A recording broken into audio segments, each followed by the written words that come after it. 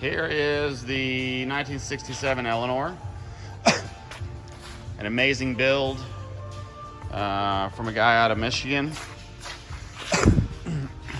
Used absolutely top-notch parts in everything he did. The fit and finish on this car is one of the nicest I've seen on an Eleanor. We've handled 4 or 5 Eleanors in the past.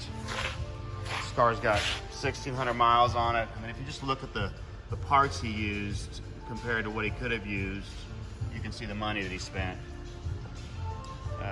Anyway, the car's got 1,600 miles on it since the build, and it's in absolute new condition. I'm going to show you the interior of the car. By the way, the car comes with about a 5-inch binder with every receipt of every part, pictures of the build. This car was equipped with back seats. Obviously, just like everything else in the car, every piece of this car is brand new. It's got the traditional Mustang seats in the front. Upgraded stainless steel doors with painted inserts as well. All the gauges are absolutely brand new, just like everything else in the car.